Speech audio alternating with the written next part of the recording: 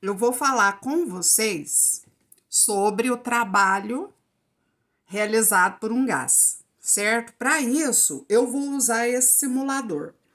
Esse simulador aqui, olha, é do FIT, PHET, Universidade do Colorado.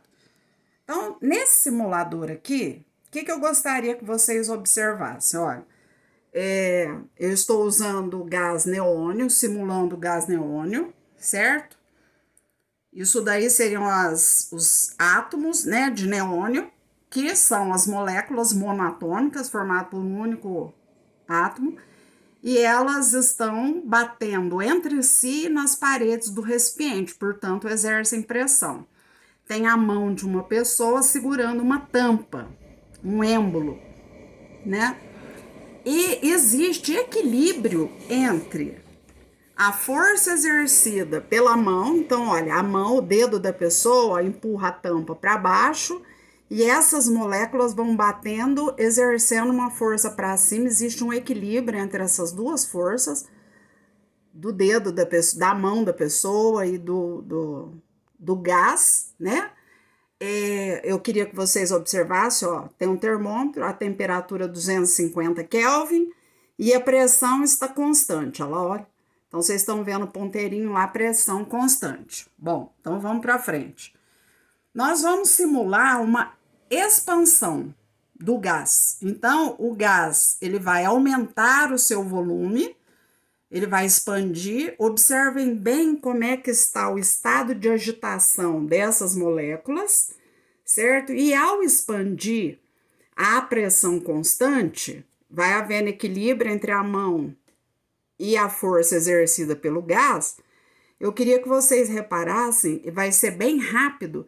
Aí essa transformação se chama adiabática.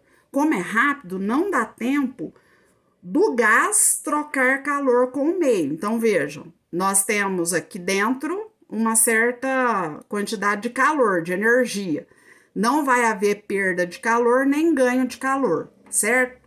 Então vamos lá, olha, mexendo com o êmbolo rápido e observem a temperatura e o que acontece com a agitação das moléculas. E também observe aqui, olha, essas flechinhas verdes, elas mostram o equilíbrio das forças, portanto, equilíbrio da pressão, né? Pressão constante. Então vamos lá, êmbolo para cima. Então, na hora que o êmbolo sobe de uma vez, olha lá o que acontece com a temperatura, ó. Então a temperatura passou para 191 Kelvin, ela diminuiu.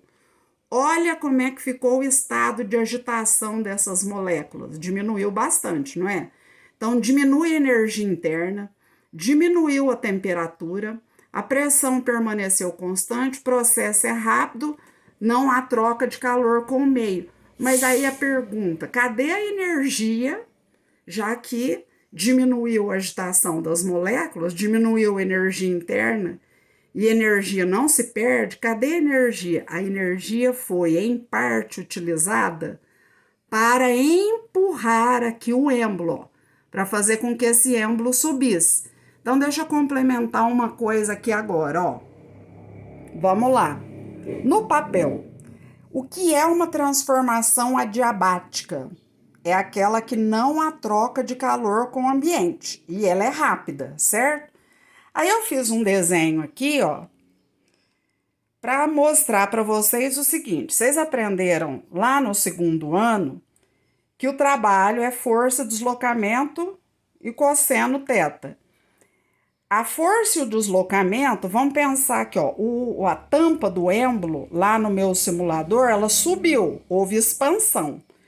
Quando ela subiu, ela deslocou uma certa altura, que eu estou chamando de D. É esse deslocamento aqui, ó, do trabalho, certo? Então, o trabalho foi para deslocar a tampa, né, desse recipiente. Aí vamos pensar numa coisa, olha. Aqui nós temos a força feita pelo gás na tampa, empurrando a tampa para cima, ó. Então, vocês estão vendo aqui, ó, a força, não é? Essa força é paralela a esse deslocamento. Deslocamento para cima, a força para cima. Então, se é paralela, esse cosseno aqui é um cosseno de 0 graus.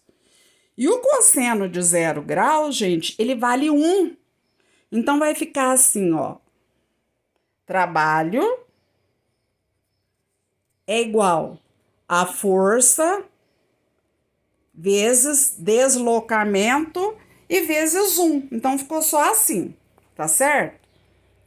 Aí, para continuar, vamos pensar assim. Nós aprendemos lá dentro, quando a gente estava trabalhando com pressão, nós aprendemos que pressão é a força feita pela área, não é isso? Acontece que se eu tirar o valor da força dessa expressão, nós vamos ter o seguinte, ó.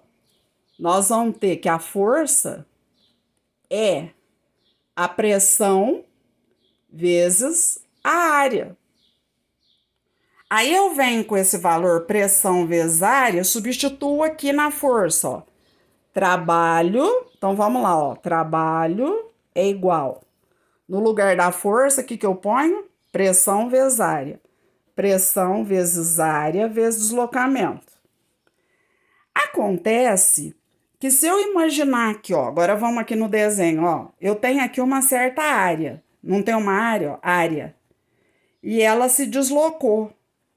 Então, quando a gente tem duas, na realidade, a área compreende duas dimensões, né?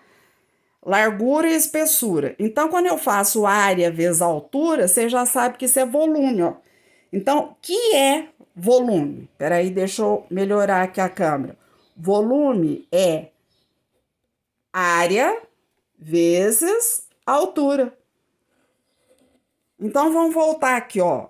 Na hora que eu tenho a área vezes o deslocamento, isso daqui, ó, foi a variação de volume, então pressão vezes variação de volume, tá? E isso daqui eu uso quando eu tenho pressão constante, ó, tá? O trabalho, eu espero que vocês se lembrem que é uma grandeza, né?